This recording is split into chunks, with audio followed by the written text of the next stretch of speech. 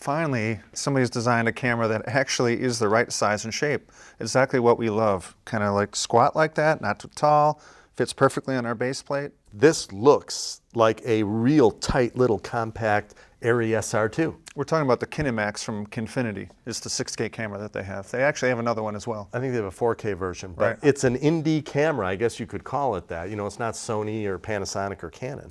The big problem that every company makes, the center of gravity is way too high.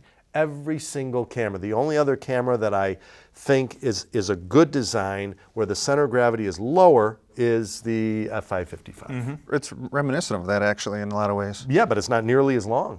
I really ergonomically like this camera. I mean, it's got a die-cast housing. It is strong. Look at all the jacks on an angle right here. With this plate, you've got 2 D-taps right here. You got a DC out, 2 SDI outs. Thank you.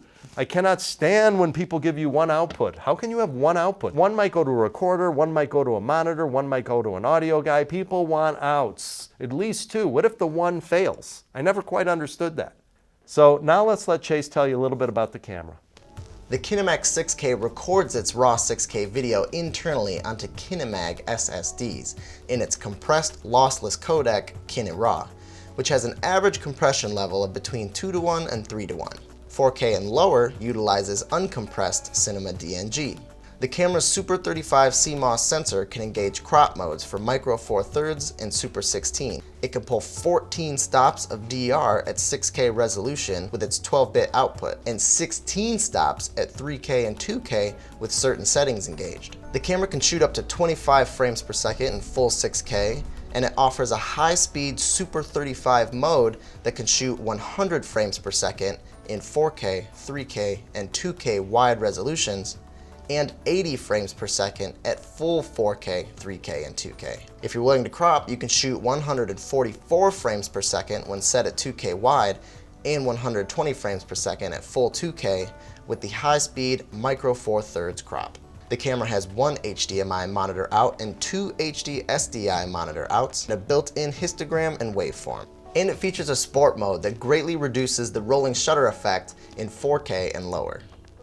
So Jens, this is our Cine recoil kit, the same kit you'd use with a Blackmagic camera, an Epic camera, an Alexa. Or 55. Yeah. Although, if you have a universal kit or most of the other kits, you basically have this configuration. The only difference would be that you might not have a piece of rail, which you can get for very little money, or you may own one, and you've now got a Kinemax kit. It's a universal base plate, camera screws to it. Here it has 2 screws on the top where we put a rail and our recoil handle.